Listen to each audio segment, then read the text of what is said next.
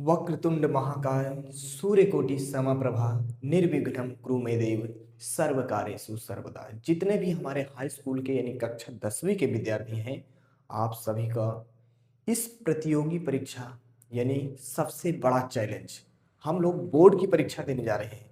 ये हमारे जीवन का सबसे पहला पड़ाव है।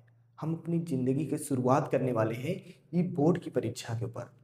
10वीं की परीक्षा देने जा रहे हैं, ऐसी परीक्षा जो दूसरे स्कूल में जाकर, जहां हम लोग पढ़ते थे वहां नहीं, बल्कि दूसरे स्कूल में जाकर हम लोग इसकी परीक्षा देने वाले हैं। लड़कियों के सेंटर सिर्फ रहता है, लेकिन लड़के का सेंटर सिर्फ नहीं रहता, तो वो दूसरे स्कूल में जाते हैं प्रतियोगिता देने के लिए, यानी परीक्षा देने के लिए जाते हैं। तो उन लोगों के लिए बहुत बड़ा चैलेंज फेस करना पड़ता है।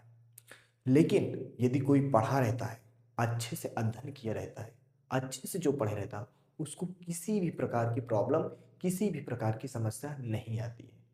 तो आज हम जो पहला पेपर है यानी 18 तारीख को, 18 फरवरी को जो हमारा पहला परीक्षा है हिंदी की, कहते हैं हिंदी में पास तो सब में पास, ऐसी मानसिकता होती है। लेकिन ऐसी नहीं बात है। हमें 6 के 6 विषयों को अच्छे से अध्ययन करना है। सभी विषयों में अच्छे से अध्ययन किए रहेंगे तो हमें अच्छे से नंबर मिलेंगे। सभी विषय अपने आप में महत्वपूर्ण होते हैं। आज हम आप लोगों को, अगर इस वीडियो को आप पूरा देखोगे तो मैं गारंटी लेता हूँ 10 नंबर। इस वीडियो को देखने से अगर आपको 10 नंबर ना आए तो आज आकर के, अगर जो वीडियो देख रहा है, अगर चैनल को गलती से सब्सक्राइब किया रहे ना, तो अनसब्सक्राइब कर देना और कमेंट में जो आपकी मर्जी हो सो लिखना। लेकिन मैं गारंटी लेता हूं कि अगर इस वीडियो को देखोगे तो 8 से 10 नंबर पक्का आपको मिल जाएगा। हम पढ़ते बहुत हैं क्योंकि हमारे पास टाइम बहुत रहता है, लेकिन कुछ लोग ऐसे होते हैं जो पढ़ते नहीं हैं। तो जब जागो तभी सवेरा है। जब अपने आप को चेत लो, सेल्फ मोटिवेशन, जब अपने मन में ठान लो कि अब हमें पढ़ना है। अभी भी आपके पास 10 दिन का टाइम है।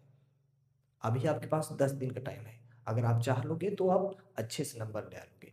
मैं हिंदी में जो 1 नंबर वाले प्रश्न आते हैं, मैं उसके बारे में चर्चा करने वाला हूं। तो आशा करता हूं आप लोगों को हमारी बातें समझ में आ रही होंगी। रस, रस के बारे में हमें पढ़ना है। रस 9 10 जो होते हैं उसको हमें नहीं पढ़ना है।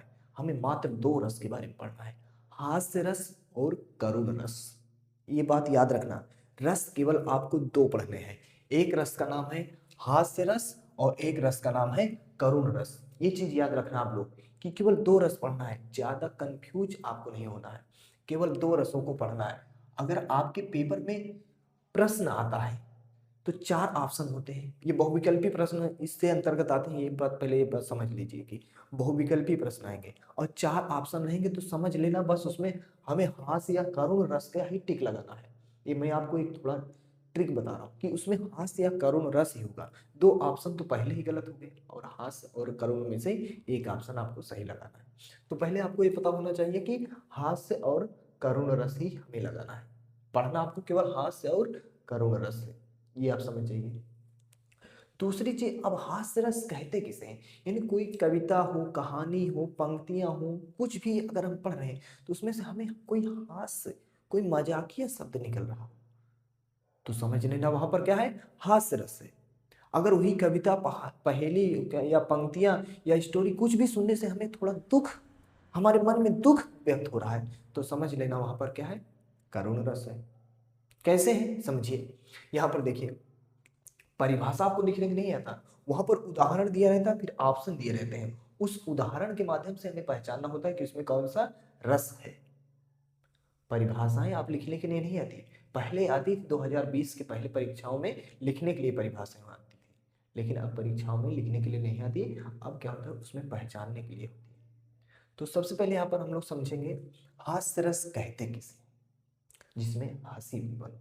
तो यहाँ पर ऐसे एक उदाहरण हमने यहाँ पर रखा है, देखो। नाना बाहन नाना वेशा, बिहसे शिव समाज निज देखा, कुमुखहीन विपुल मुख काहू, बिनु पद कर को बाहु बाहु, बाहु बाहु। यानी इसमें देखो कि कैसे हम पहचानेंगे कि हास्य रस है। नाना वाहन नाना वेशा, यानी नाना प्रकार के वाहन और अनेक प्रकार के वेशभूषा। शिव समाज ने देखा, यानी जब शिव के समाज को देखा था, को मुखहीन, कौनों को मुख है नहीं ना। राक्षसों की टोली आ रही थी, शिव समाज की जो बारात आ रही थी उसकी बात किया जा रहा है। मुखहीना, मुख काहू बिनु पद कर, जे कोनो के पैरे नहीं, कोनो के हाथ नहीं, कोनो गोड़े नहीं ना, सब घास लपेटे हुए, खाल पहने हुए, किसी की आंख नहीं, किसी के पैर नहीं। देवताओं राक्षसों का क्या टोला होता है। तो राक्षसों को जब हम देखेंगे ऐसे बिना हाथ के बिना पैर के इधर उधर के जब लोग देखेंगे, अजीब तरह के लोग होंगे, तो हमें हंसी नहीं आ रही। तो इसलिए यहाँ पर क्या है, हास्यरस। यानी जब हमको इसमें दिख रहा है कि इसमें हंसी उत्पन्न हो रही है। देखो, मुख हीना और मुख काहू बिनु पद, कौन वो बिना पैरे के चला आ रहा है, बस बारात जाना है हमें बस। तो इसलिए यहाँ पर क्या है, हास्यरस है। तो बस आपको पंक्ति को अच्छे से पढ़ना है। देखिए अभी तक आप लोग पढ़े नहीं, पेपर में जब प्रश्न आपके सामने है तो उसको पहले पंक्तियों को अच्छे से समझिए, पंक्ति में क्या है क्या रहा है। जब आप पंक्ति को अच्छे से समझ जाओगे तो आप गलती नहीं करोगे। अब इसी तरह हम लोग देख लेंगे करुण रस में क्या होता है। विपत्ति बटावन बंधु बाहु, बिन कारो भरोसों को। विपत्ति, अब देखो विपत्ति विपत्ति की जिसके पास आएगी, करुण रस होगा कि नहीं, इसके इससे हम समझ ले रहे हैं जब विपत्ति आ रहा है तो इसका मतलब क्या है, करुण रस। पूरे में कुछ ना कुछ ऐसा शब्द आपको मिल जाएगा जो आपको दिखता रहेगा कि क्या है, कौन सा रस है। बस प्रश्न को आप समझिए कि प्रश्न कह क्या रहा है। जब प्रश्न आप अच्छे से समझे रहोगे ना तो उत्तर खुद मिल जाएगा, पहले प्रश्न को तो समझिए। बस दो ही रस है आपको। अब अलंकार, अलंकार आपको आपके सिलेबस में 3 अलंकार है, उपमा रूपक और उत्प्रेक्षा। उपमा रूपक और उत्प्रेक्षा। उपमा अलंकार किसे कहते हैं, उपमा यानी किसी की तुलना जब दी जाती है, जब किसी वस्तु की, एक वस्तु की दूसरी वस्तु से समानता की जाती है। तुम उसके समान हो, तुम गधे के समान हो, तुम बकरी के समान हो, तुम सुअर के समान हो। जब किसी की तुलना किसी दूसरे से की जा रही, तुम हीरे के समान हो, तुम राजा के समान हो, तुम राजकुमार के समान हो, जब ऐसा कहा जाता है समझ लेना वहां पर क्या की जाती है, उपमा, उपमा की जा रही है। या फिर जब किसी के ऊपर किसी का आरोप उसको लाद दिया जाता है, तुम वैसे ही हो, एकदम किसी दूसरे की बात को वैसे आरोप लगा दिया जाता है, तो वहां पर रूपक होता है। और उत्प्रेक्षा में सबसे अच्छा उत्प्रेक्षा अलंकार है। उत्प्रेक्षा अलंकार में संभावना होती है या फिर कुछ वाचक शब्द होते हैं। उत्प्रेक्षा अलंकार में हम लोग पहचानेंगे मनु शब्द, मनु, मानो, जनु शब्द, जानो शब्द, मनहु, जनहु, जब कभी भी आ जाए तो आप समझ लेना वहां पर उत्प्रेक्षा अलंकार है। उदाहरण दिया रहेगा, कैसे उदाहरण आएगा इधर समझिएगा।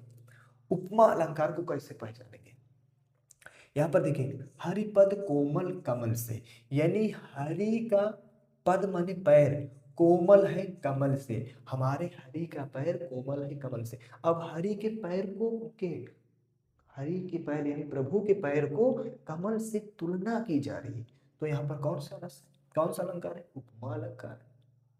बात को समझिए, हरि के पैर को कमल से तुलना की जा रही है, तो इसलिए यहाँ पर कौन सा अलंकार है, उपमा अलंकार है। ऐसे ही समझना है। रूपक में क्या है, उदित उदयगिरि मंच पर, रघुबर बाल पतंग, बिकसे संत सरोज सब, हर्षे लोचन भृंग। एक आपके, अगर आप लोगों ने किताब पढ़ा होगा तो किसी चैप्टर की शुरुआत में पद प्यूसम में ये इन पंक्तियों से शुरुआत की गई है। अगर आप लोग 10वीं के विद्यार्थी हो, अच्छे से पढ़े हो, तो एक को बताना कि कौन किस पाठ की शुरुआत इससे हुई है।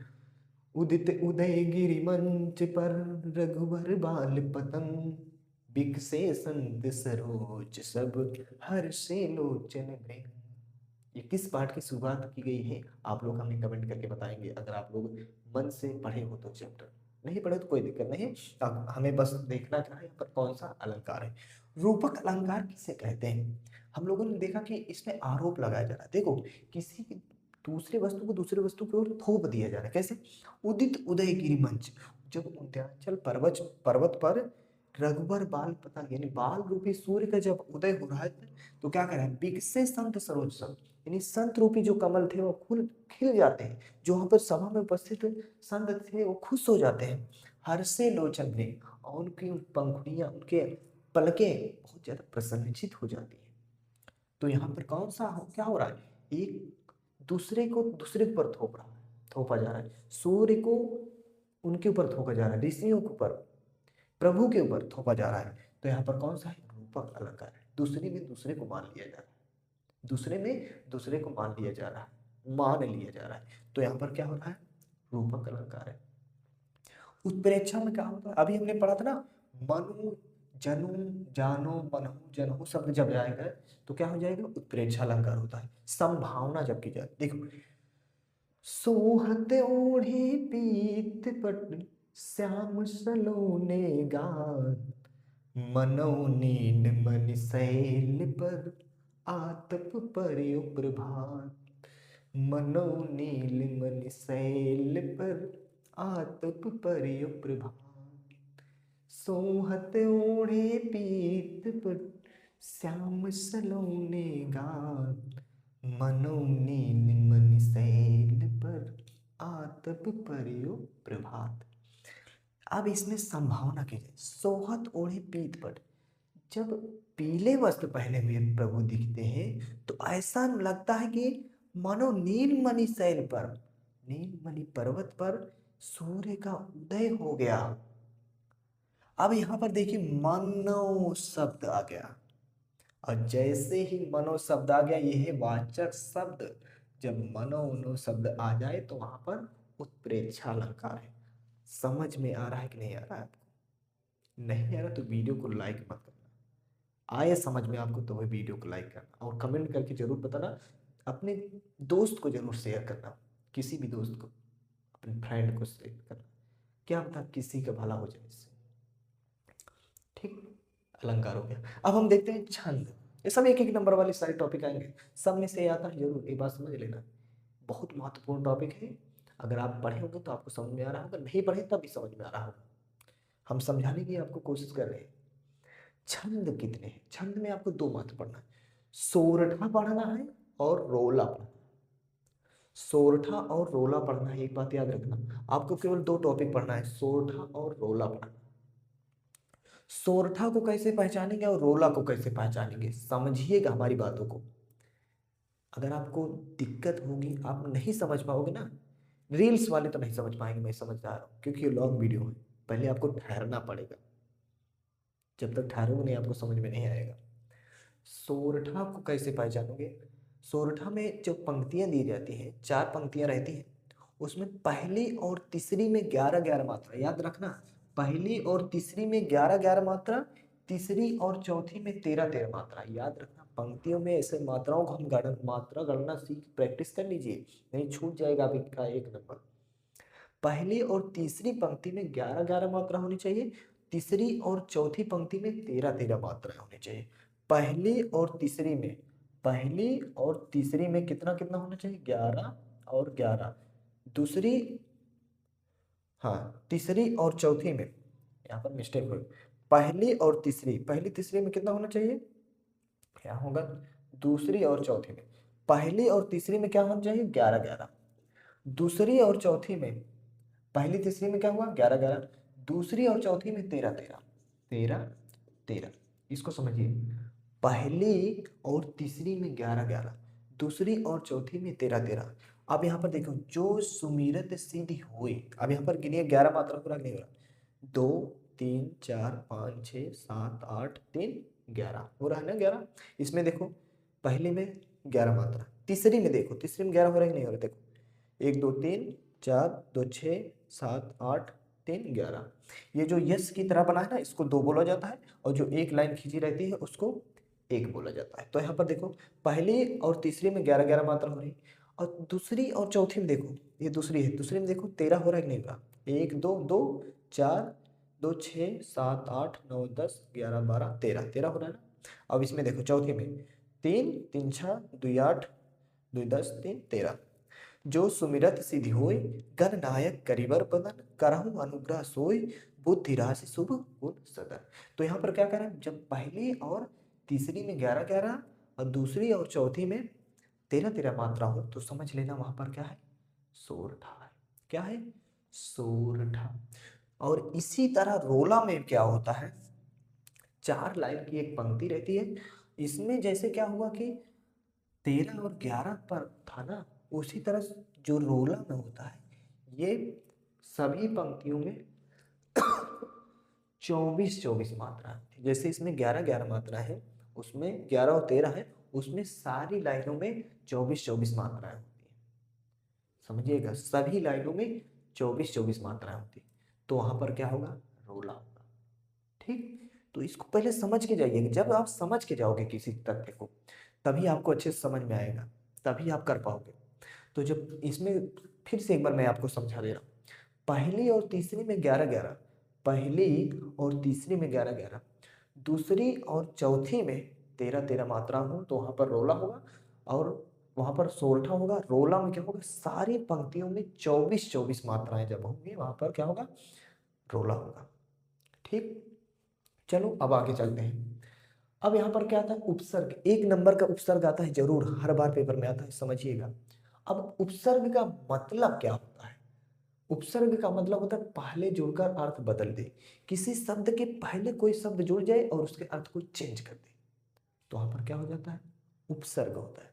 अब यहाँ पर पेपर में ऐसे परिभाषा तो पूछता नहीं, पेपर में ये पूछता है कि इसमें कौन सा उपसर्ग है। जैसे आपसे पूछ लेगा कि अधिकार, अधिकार में क्या उपसर्ग है।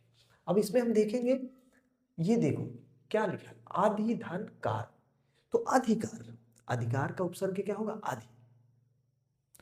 जैसे आपके पास कार है, कार का मतलब आप लोग जानते हो चार पहिया का कोई वाहन है, चार पहिया का कोई वाहन है, उसको कह रहे हैं। लेकिन जब इसमें क्या जोड़ दिए, आदि जोड़ दिए। क्या जोड़ दिए, आदि जोड़ दिए, क्या जोड़ दिए, आदि। तो क्या बन गया, इसका अर्थ बदल गया कि नहीं बदल गया। तो कोई शब्द लिखा हो, उसके पहले कोई शब्द लगे, उसका अर्थ एकदम चेंज कर दे, तो वहां पर क्या होगा, उपसर्ग होगा। ऐसे ही पूछेंगे, जैसे आपसे पूछ लिया जाता है निर्जन। आपके पास क्या है, मान लीजिए आपके पास है जन, जन लिखा है। जन माने क्या होता है, लोग, और इसमें क्या जोड़ दो, निर। क्या जोड़ दो, निर। निर्धन जन यानी क्या बन जाएगा, निर्जन। जहां पर कोनो ना हो, अर्थ बदला कि नहीं बदला। सिंपल सा बस समझना है बस। अगर आप संधि विच्छेद करना भी जानते हो ना, तो उपसर्ग एकदम आसानी समझ में आए, 1 नंबर फ्री में मिल जाएगा आपको। ठीक, समास, टोटल समास 6 होते हैं। अगर आप लोगों को नहीं पता है तो समझ लीजिए, टोटल समास कितने होते हैं, 6 होते हैं। जिसको क्या कहते हैं, अव्ययी भाव समास, तत्पुरुष समास, कर्मधारय समास, बहुब्रीहि समास, और द्वंद्व समास और द्विगु समास, 6 होते हैं। परीक्षा में आपको केवल 4 समास को पढ़ना है। पेपर में हाई स्कूल के वाले जितने भी विद्यार्थी हैं उनको केवल 4 समास पढ़ना है, कर्मधारय, बहुब्रीहि, द्वंद्व और द्विगु। अभी आपको मैं बता दूंगा, आप जिंदगी भर नहीं भूलोगे अगर समझ गए तो। 4 समास आपको पढ़ जाना है, केवल 4 समास पढ़ पढ़ के जाओगे, आपको नंबर मिल जाएगा। आपको पैकेज पैकेज में मिल जाएगा, आराम से नंबर मिल जाएगा। 4 समास को पढ़ के जाना। कर्मधारय समास किसे कहते हैं, कर्मधारय समास है क्या, कर्मधारय समास में क्या होता है, कर्म प्रधान जिसमें होता है,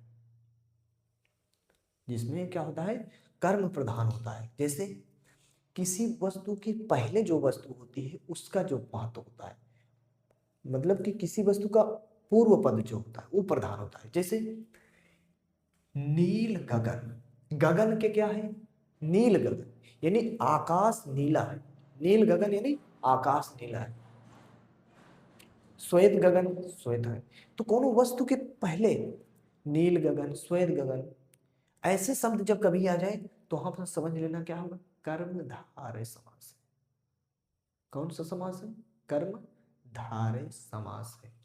अब उसी के प्रकार आ गया जैसे बहुब्रीहि समास।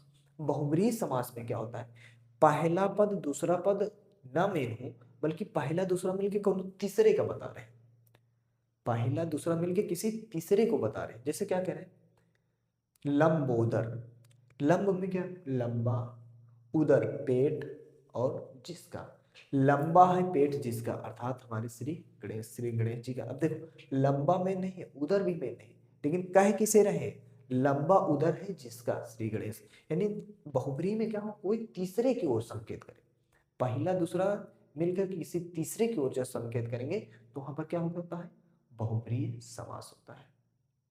एकदम समझ के जाइएगा तभी आप लिख पाएंगे। पहला दूसरा मिलकर किसी तीसरे की ओर जब संकेत करेंगे तो वहां पर क्या होगा, बहुब्रीहि समास होगा।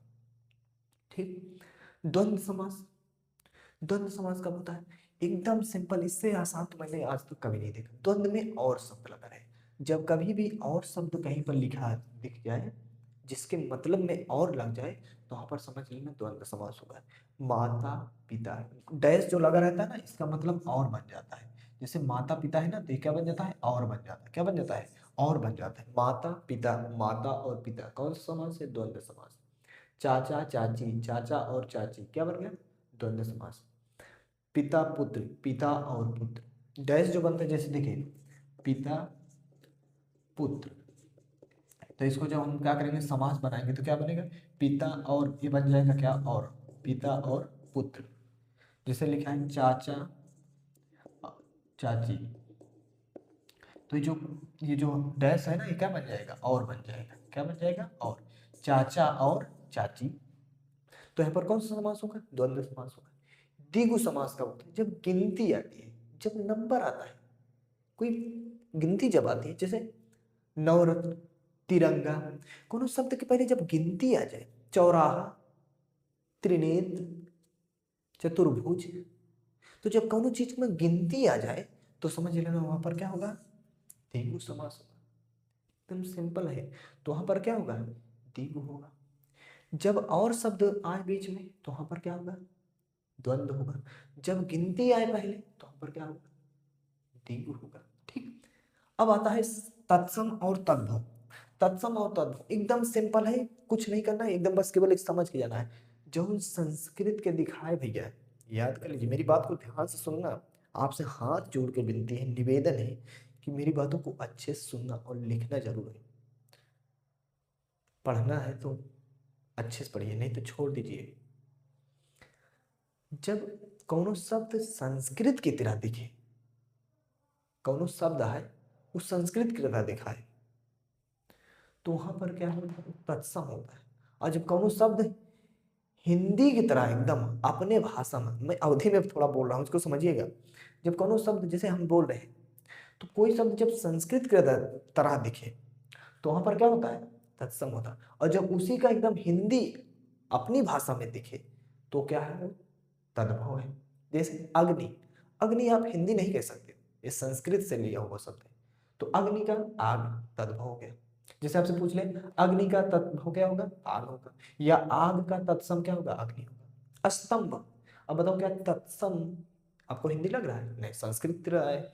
तो स्तंभ माने क्या होता है? खंभा, गाँव में कहते हैं खंभवा है, ये खंभा है, ये खंभवा है, बोलते हैं ना। तो खंभा का क्या होगा? स्तंभ का क्या होगा? खंभा। आपसे कोई कहे खंभा के तत्सम क्या होगा? स्तंभ होगा। या स्तंभ का तत्भव क्या होगा? खंभा होगा। जैसे आपसे कह दिया जाए सावन, सावन का तत्सम क्या होगा? श्रावण। और श्रावण का तद्भव क्या होगा? सावन होगा। तो ये हो गया क्या आपका? तद्भव तत्सम होगा। जो संस्कृत की तरह दिखे वो क्या है? वो है तत्सम। और जो हिंदी की तरह दिखे वो क्या है? तद्भव। बातों को ध्यान से समझिएगा, तभी आप लोग कर सकते हो, नहीं तो छूट जाएगा आपका। अब यहाँ पर अन्य चीजों में क्या पढ़ना है, आप लोग जो गौर नहीं करते हो, आगे आपके अगर आप लोग क्वेश्चन बैंक या किताब लिए हो तो आगे आपको कुछ और चीजें पढ़ना होगा। जैसे आप लेखक और कवि की रचनाएं जो दी हैं आपके सामने किताबों में या क्वेश्चन बैंक में, उसको पढ़ना है। 1 नंबर इसमें, 1 2 नंबर फिक्स है, मिल जाएगा। सभी पाठ, जितने भी पाठ हैं, जैसे कि आपको ममता हो गई, मित्रता हो गई, भारतीय संस्कृति हो गई, ईर्ष्या तो न गई, मेरे मन से हो गई, अजंता हो गई, इन जितने भी चैप्टर हैं उनमें से भी एक एक बार बहुविकल्पी पढ़ लेना। 20 में 20 अगर आपको नंबर ले आना है तो। काव्य में जैसे सूरदास, तुलसीदास, रसखान, बिहारी, जितने भी पद हैं, जितने भी काव्य के पढ़ हैं, उसको भी पढ़ लेना। 1 नंबर 2 नंबर मिल जाएगा।